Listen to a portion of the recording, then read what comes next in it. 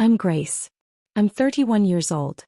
I work as a senior operations manager at a tech logistics firm in Portland, Oregon, Pearl District to be specific. I make $88,000 a year. I live in a modest one-bedroom apartment with IKEA furniture and a view of a parking garage. I carry the same black leather tote I bought on sale 4 years ago. I wear the same 3 blazers on rotation. I don't post on Instagram. I don't go to brunches that cost $40. I save money. I invest. I pay my bills early. My sister Sienna is 27. She lives in a loft apartment in the Alberta Arts District with exposed brick and floor-to-ceiling windows. She works part-time as a freelance graphic designer, though I've never actually seen any of her clients. She drives a white Jeep Wrangler. She wears Lululemon to the grocery store. Her engagement ring has a stone so large it catches light from across the room. Our parents worship her. Growing up, Sienna was the creative one, the artistic soul, the free spirit who couldn't be confined by traditional expectations. I was the responsible one, the one who got good grades, worked through college, graduated with honors, and got a corporate job. My achievements were expected. Hers were celebrated. When I got my first promotion at 25, my parents said, "That's wonderful, honey," and then spent the rest of dinner talking about Sienna's new watercolor series. When Sienna landed a freelance gig designing a logo for a local coffee shop, my parents threw her a celebration dinner and invited 12 people. I learned early that my worth was assumed. Hers was admired. What they don't know, what Sienna definitely doesn't know, is that for the past 3 years I've been covering her rent. Every single month. $1,650 transferred quietly from my account to hers, with a note that says rent money, so she can pay her landlord on time. It started when she called me sobbing one night, saying she couldn't make rent because a client hadn't paid her. I sent her the money. Then it happened again the next month. And the month after that. Eventually I just set up an automatic transfer. She stopped asking. She stopped thanking me. She just started expecting it. And I never told anyone. Not our parents. Not my friends. Not even my boyfriend. Because I didn't want Sienna to feel bad. I didn't want to be the person who held it over her head. But then came the bridal shower. The venue was a rooftop garden bar in downtown Portland. White tablecloths. Gold flatware. Champagne towers. String lights wrapped around potted olive trees. 50 women in sundresses and statement jewelry, all gathered to celebrate Sienna's upcoming wedding to a man named Trevor who works in cryptocurrency and wears sunglasses indoors. I arrived on time carrying a wrapped gift, a set of linen napkins I'd spent too long picking out.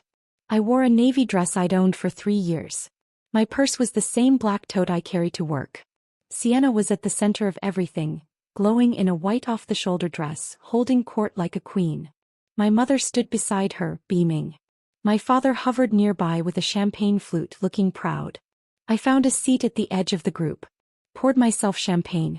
Smiled when people said hello. Then the gift opening started. Sienna tore through packages with performative delight. A stand mixer. Monogrammed towels. A weekday wine subscription. Each gift prompted squeals, hugs, and photos for Instagram. When she got to mine, she pulled out the linen napkins. Held them up. Looked at the label. Crate and Barrel, she said, her voice flat. How practical. A few people laughed. My mother smiled tightly.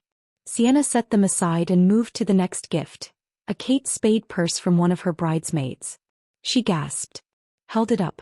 The bag was blush pink with gold hardware, quilted leather, a delicate chain strap. "Oh my God, this is gorgeous," Sienna said, clutching it to her chest. "This is literally the one I wanted." The bridesmaid grinned. "I know. I saw you eyeing it last month." Sienna stood up, holding the purse like a trophy. She turned to the group, her smile wide and sharp. "This is what I'm talking about. This is taste. This is style." Then she looked directly at me. "Grace could never afford something like this," she said. Her tone was light. Teasing. But the words cut. A few people shifted uncomfortably. My mother laughed. A high, nervous sound. My father nodded, his expression somewhere between agreement and indifference. Sienna kept going. "I mean, no offense, Grace, but you're still carrying that same old work bag. Don't you ever want to treat yourself? Or are you just, I don't know, too much of a corporate slave to care?" The room went quiet for a beat. Then a few people laughed. Not cruel laughter. Just awkward social laughter. The kind that fills uncomfortable silence. My mother sipped her champagne. My father looked at his phone. And something inside me, something I'd been holding down for years, went very still. I set down my champagne glass. The sound of crystal meeting marble was sharper than I expected. I've been paying your rent for 3 years, I said. The laughter stopped. Sienna blinked. Her smile froze. What? Your rent. The loft in Alberta. $1,650 a month. I've been transferring it to you every month for the last 3 years so you can pay your landlord on time. That's $59,400 total, by the way. In case you were wondering. My mother's champagne flute trembled in her hand. Grace, what are you talking about? I'm talking about the fact that Sienna hasn't been able to afford her rent since 2021. She called me crying one night, said a client hadn't paid her, said she was going to get evicted. So I sent her the money. And then I kept sending it. Every single month. Because I didn't want her to lose her apartment. Because I didn't want her to feel like a failure. My father's face drained of color. What did you just say? Sienna's hands were shaking. The Kate Spade purse slipped from her fingers and landed on the table. You're lying. I'm not. I have bank statements. 3 years of transfers. Every one of them labeled rent money. My mother set down her glass. Her voice came out thin and strained. Sienna, is this true? Sienna's smile fractured. Her eyes went glassy. She offered. She said she wanted to help. I did want to help. But you never thanked me. You never even acknowledged it after the first few months. You just started expecting it. And now you're standing here in front of 50 people, mocking me for not spending money on designer purses while I've been keeping a roof over your head. The room was silent. The kind of silence that buzzed in people's ears. My father finally spoke. His voice was hoarse. Grace, why didn't you tell us? Because you never asked. You never asked how I was doing. You never asked what I was sacrificing. You just assumed I was fine because I have a corporate job and I don't complain. But I've been working 60-hour weeks and skipping vacations and putting off buying a car because I've been supporting Sienna.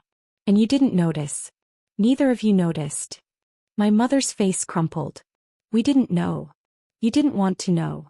Sienna stood frozen, her face pale, her hands gripping the edge of the table. Grace, I didn't realize. Yes, you did. You knew exactly what you were doing. You just didn't care. And then, as if the universe had decided this moment needed one more twist, the door to the rooftop opened. A woman in a charcoal suit walked in. Elegant. Composed. Mid-50s with sharp cheekbones and silver-streaked hair pulled into a low bun. She scanned the room, her eyes landing on me. It was Rebecca Chin. She walked directly to me, her heels clicking against the stone floor. The entire room watched. Grace, she said, her voice warm but professional. I'm so sorry to interrupt. I know you're off today. But we have a situation with the Cascade contract and I need your input. The client specifically requested you. I stood up, my heart pounding. Of course. I can call in. No need. I'm heading back to the office now. I'll give you a ride. She glanced around the room, taking in the champagne, the gifts, the frozen faces. Her expression remained neutral, but something flickered in her eyes. I apologize for the intrusion. Congratulations on the upcoming wedding. She looked at Sienna when she said it. Sienna's face had gone from pale to gray. Rebecca turned back to me. Shall we? I grabbed my purse, the same black tote Sienna had mocked, and followed her out. In the elevator, Rebecca was quiet for a moment. Then she said, that looked intense. It was. Family. Sister. She nodded slowly. I have 3 brothers. I know how that goes. She paused. For what it's worth, Grace, you're one of the best managers I've ever worked with. The Cascade deal wouldn't have happened without you. Neither would the Phoenix expansion or the Seattle logistics overhaul. You're not a corporate slave. You're a professional. And there's a difference. My throat tightened. Thank you. Don't thank me. Just keep doing what you're doing. And maybe take a vacation after this contract closes. You've earned it. We stepped out into the parking garage. She walked me to her car, a sleek black Tesla. Do you actually need me for the contract? I asked. She smiled. No. But I saw your location tagged on the company app and figured you might need an exit strategy. She unlocked the car. I'll drop you home. Take the rest of the day. We'll talk Monday. I didn't go back to the bridal shower. I didn't call Sienna. I didn't answer my parents' texts. I went home. I sat by my window overlooking the parking garage. And I felt something I hadn't felt in years. Peace. 2 days later, I stopped the automatic rent transfers. Sienna called. I didn't answer. My mother called. I let it go to voicemail. A week later, my father sent an email. It said, "We need to talk about this." I wrote back, "No, we don't. I'm done talking. I'm done explaining. I'm done making myself smaller so Sienna can feel bigger. I'm done." I hit send. And I meant it.